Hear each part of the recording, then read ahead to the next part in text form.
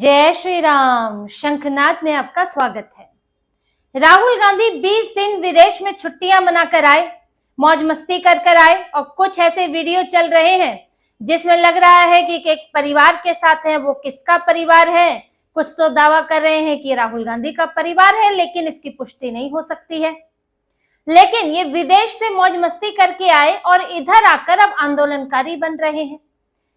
4 घंटे के लिए संघर्ष कर रहे हैं, पुलिस के साथ फोटो ऑप कर रहे हैं कि हम मुझे मेरी टांगे मेरे हाथ पकड़ लो तो लगे कि देखो मैं भी कितना क्रांति कर रहा हूं, मैं युवाओं के लिए संघर्ष कर रहा हूं।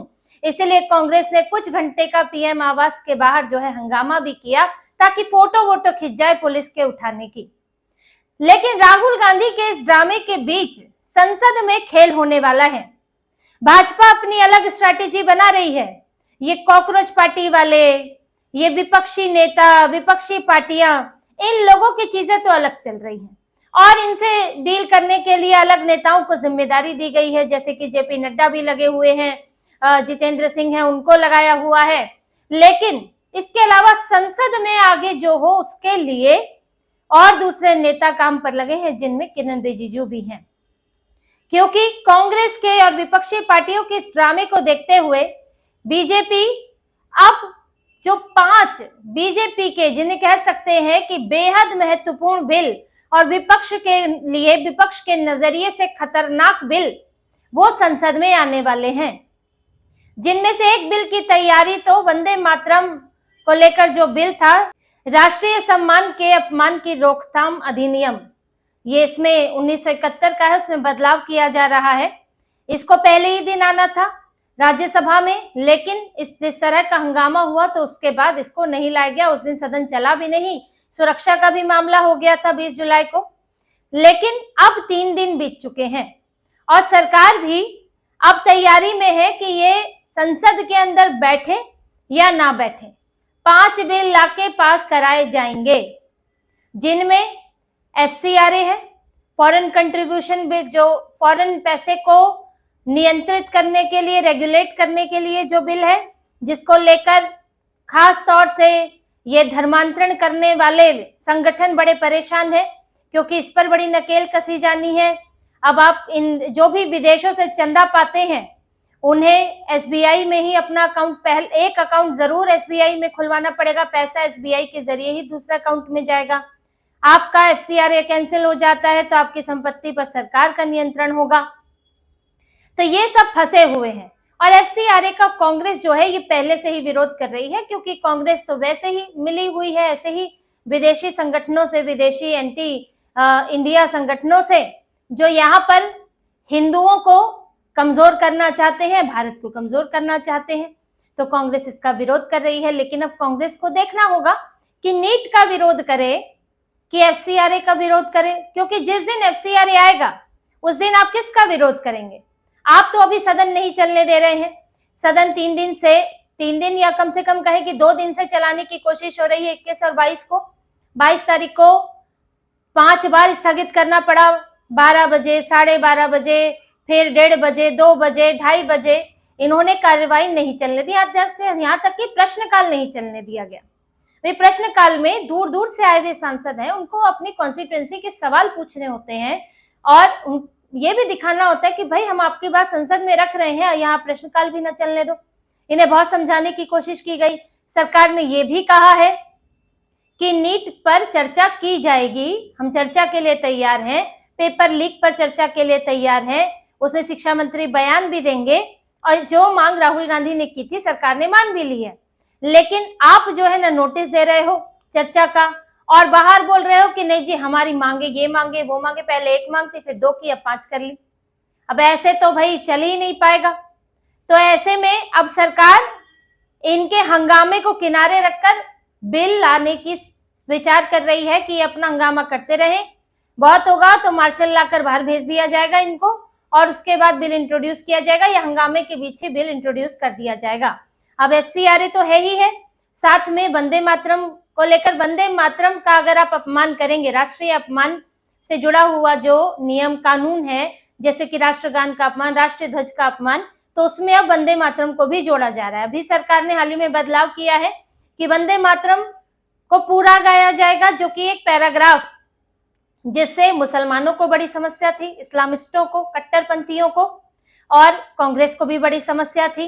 वो पैराग्राफ कांग्रेस ने हटा दिया था कि मुसलमानों की भावनाएं आहत ना हो जाएं, क्योंकि उसमें जो धरती है, भारत माता की तुलना, धरती माँ की तुलना जो है वो देवियों से की गई थी।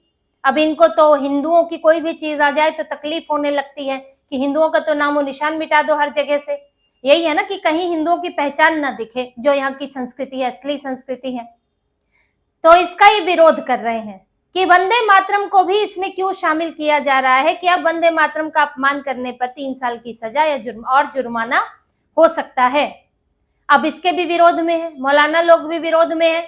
फिर इसके बाद एक और बिल है 130वां अमेंडमेंट, यानी कि जो भी नेता अगर लगातार 1 महीने तक जेल में रहता है, जमानत नहीं मिल पाती है और उसके ऊपर जो आरोप है उन आरोपों में सजा 5 साल या उससे ज्यादा है, तो ऐसे नेताओं को अपनी कुर्सी से खुद ही अगर वो इस्तीफा नहीं देंगे तो उन्हें एक तरह से स्वतः इस्तीफा मान लिया जाएगा, पद से अपने आप ही हट जाएंगे। जैसे कि केजरीवाल जब जेल गए थे तो उन्होंने मुख्यमंत्री पद से इस्तीफा नहीं दिया और उसके कारण जो है दिल्ली में काम प्रभावित हुआ, जबकि वो 1 महीने से ज्यादा जेल में रहे। यही मनीष सिसोदिया और सत्येंद्र जैन ने किया। तो क्योंकि इस पर जिम्मेदारी लेते हुए खुद ही इस्तीफा दे देना चाहिए, चाहे आप बाहर आकर फिर से बन जाओ, जैसे कि हेमंत सोरेन ने किया था, चंपई सोरेन को बनाकर गए थे। लेकिन केजरीवाल तो अब एकदम मोटी चमड़ी, महा बेशरम है, तो इनको पूरी आम आदमी पार्टी ही ऐसी है, तो इसलिए 130वां अमेंडमेंट आ रहा है, तो आप अपने आप ही पदमुक्त मान लिए जाओगे। अब इसके विरोध में ये लोग हैं, खासतौर से आम आदमी पार्टी, क्योंकि इन्हें तो लगता है कभी भी फंसे तो फिर तो अपने आप ही छोड़ना पड़ेगा पद। अरविंद केजरीवाल को तो बड़ी दिक्कत है इससे। इसके अलावा जो चौथा बिल है वो है परिसीमन, जिससे सबसे ज्यादा दिक्कत है कांग्रेस को, क्षेत्रीय दलों से भी ज्यादा दिक्कत कांग्रेस को है, क्योंकि ये जो बिल है ये पूरे सभी राज्यों में सीटों को बढ़ा देगा और यहाँ पर उत्तरी भारत के भी कई राज्यों में ठीक ठाक सीटें बढ़ जाएंगी। जैसे जो यहाँ पर छोटे राज्य हैं उनकी सीटें तो कम बढ़ेंगी, जो बड़े राज्य हैं उनकी सीटें ज्यादा बढ़ जाएंगी। और इन राज्यों में अब पूरी तरह से उत्तरी भारत भी नहीं कह सकते, क्योंकि इधर पश्चिमी का जो राज्य है, यहाँ तक कि महाराष्ट्र भी इसमें आता है, गुजरात भी इसमें आता है, तो यहाँ भी सीटें बढ़ेंगी। अब महाराष्ट्र में कांग्रेस को समस्या है, यूपी में कांग्रेस को समस्या है, बिहार में समस्या है, क्योंकि यहाँ कमजोर है और ऊपर से जो दूसरी क्षेत्रीय पार्टियां हैं उनसे भी इसको सामना करना पड़ता है। अगर यूपी में बात करें तो सपा को फायदा ज्यादा हो सकता है अगर बीजेपी विरोधी वोट पड़े, बिहार में राजद को फायदा ज्यादा हो सकता है, बंगाल में टीएमसी को ज्यादा फायदा हो सकता है, कांग्रेस को फायदा नहीं मिलेगा। तो कांग्रेस को इसलिए समस्या है। और दक्षिणी भारत के जो राज्य हैं जहां पर पहले से ही सीटें कम है, उनमें कांग्रेस, उनमें भी तमिलनाडु में तो ठीक ठाक सीटें हो जाएंगी, अच्छी खासी सीटें हो जाएंगी तमिलनाडु में, लेकिन केरल में सीटें बहुत बढ़ेंगी तो 30 होंगी। कांग्रेस को सिर्फ वहीं मिलने की उम्मीद है और कांग्रेस का कहीं और पूरी तरह से तो अब तेलंगाना में बहुत कम होंगी, कर्नाटक में बड़ी कड़ी टक्कर रहती है, तो कांग्रेस के लिए चांस कम होते हैं। तो कांग्रेस परिसीमन बिल का विरोध कर रही है, उसी के साथ महिला आरक्षण बिल भी आएगा और उसके लिए 2/3 बहुमत की जरूरत होगी। अप्रैल में तो बीजेपी ने भी बहुत ज्यादा कोशिश नहीं की और ये दिखाने की भी, असलियत भी दिखाने की कोशिश की कि भाई अगर हम सामान्य तरीके से बिल लाएंगे तो कांग्रेस जो है वो महिला आरक्षण बिल का विरोध करती है, महिला विरोधी है। अब बीजेपी इसके लिए प्रयास कर रही है और लगभग संख्या जुटाई जा चुकी है। इस पर मैंने कई बार वीडियो भी बनाए हैं कि किस तरह से 360, 350 से 350 से 360 चाहिए, बीजेपी का लगभग इतना आंकड़ा इकट्ठा हो चुका है, चाहे टीएमसी के सांसद, उद्धव के सांसद हो, शरद पवार के हो। शरद पवार भी परिसीमन बिल के लिए तैयार हैं और आज कल उन्होंने मुलाकात भी की है। पीएम मोदी से शरद पवार सुप्रिया सुले मिले। अब कांग्रेस की धड़कनें तो बढ़नी तय है, क्योंकि पिछली बार तो इनकी तरफ वोट डाला था, इस बार ये परिसीमन बिल के लिए कह चुकी हैं सुप्रिया सुले कि इस बार 50% वाला क्लॉज डाला जाएगा तो हम इस पर समर्थन के लिए तैयार हैं। तो वो क्लॉज तो डाला ही जाना है इस बार। तो कांग्रेस यहाँ पर पहले ही वो अलग थलग है, इन्हें ये भी पता है कि हमारी संख्या उतनी नहीं है, इस बार हम किसी बिल को बहुमत वाला, देखिए 50% की संख्या वाला बिल तो वैसे ही नहीं रोक सकते हैं।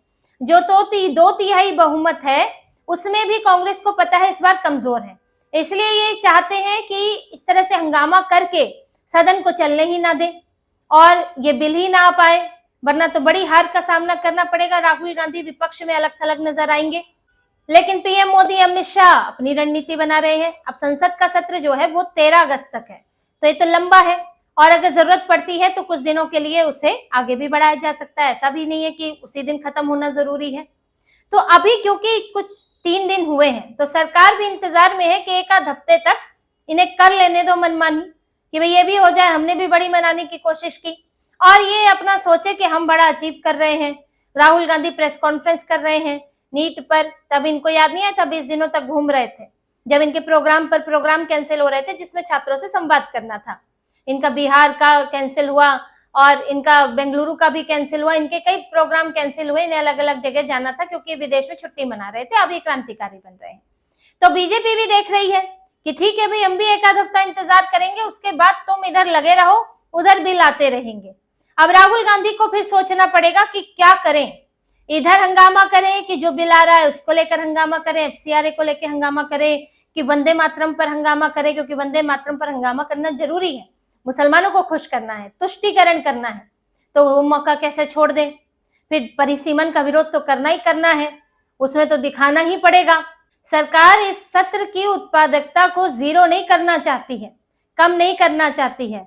सर बाद में यही लोग सवाल पूछते हैं, अरे सत्र तो प्रोडक्टिव नहीं रहा, इसमें तो बिल ही पास नहीं हुए, काम ही नहीं हुआ, सरकार को मैनेज करना तो सरकार की जिम्मेदारी थी, इन्होंने नहीं किया, तो उल्टा जिम्मेदारी भी डाल देते हैं। इसलिए प्रोडक्टिव बनाना भी जरूरी है।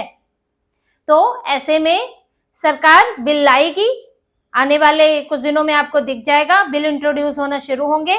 फिर कांग्रेस अपना तय करे, इनको फैसला करना पड़ेगा कि आपको संसद में बैठकर विरोध करना है, प्ले कार्ड लेके विरोध करना है, कि फिर नीट और धर्मेंद्र प्रधान का ही गाना गाना है। और पहले ही ये बटे हुए हैं। आज अखिलेश यादव ने कह दिया सदन के अंदर, कांग्रेस और उनके बीच में बहस हो गई, केसी वेणुगोपाल और अखिलेश यादव में। अखिलेश यादव ने कह दिया कि भाई इस्तीफा तो बाद में भी मांग लेंगे, सदन के अंदर मांग रहे, सदन के बाहर जाके भी मांग लेंगे। तो केसी वेणुगोपाल नाराज हो गए, बाद में बाहर बोलने लगे कि आप इस्तीफे पर नरम क्यों पड़े। तो इन्होंने कहा कि भाई आप ये हमारे बिना बताए आप पीएम आवास के बाहर बैठ गए, तो ये भी हमारी मर्जी है कि हम किस मुद्दे पर क्या राय रखेंगे। क्योंकि पीएम आवास के बाहर जो राहुल गांधी बैठे, पहले वो गए खड़गे, मल्लिकार्जुन खड़गे का बर्थडे मनाने, वहां से निकले तो पीएम आवास के बाहर बैठ गए, ना तो सपा को बताया, ना तो दूसरी इंडी वाली पार्टियों को बताया। अब आम आदमी पार्टी भी नाराज है ये कहकर कि भाई ये तो सीजेपी का जो चल रहा है उससे ध्यान भटकाना चाहते हैं। तो पहले ही इनके बीच में टकराव हो चुका है, अपनी ढपली अपने राग हैं, और अब इनके सामने चुनौती ये होगी कि आप कौन कौन से मुद्दे उठाएंगे, जब बिल आएगा तो उस समय आप क्या करेंगे। क्योंकि अब बिल देखिए 3 दिन हो गए हैं, 2-3 दिन और इंतजार किया जाएगा। ये हो सकता है कि अब वीरवार शुक्रवार इंतजार किया जाए, 2 दिन की तो छुट्टी रहेगी, फिर सोमवार से नए बिल लाने शुरू किए जाएंगे जिनका जो प्रस्तावित है, और फिर कांग्रेस के लिए यहाँ पर समस्या खड़ी होगी। तब देखते हैं राहुल गांधी कितनी क्रांति करते हैं, या फिर विदेशी संगठनों के लिए, विदेशी फंडिंग के लिए एफसीआरए का बोर्ड लेकर आते हैं। तो इसी तरह की और खबरें और विश्लेषण आपके लिए लाते रहेंगे। हमसे जुड़े रहिए, सब्सक्राइब कीजिए, कमेंट कीजिए। बहुत बहुत धन्यवाद। जय श्री राम।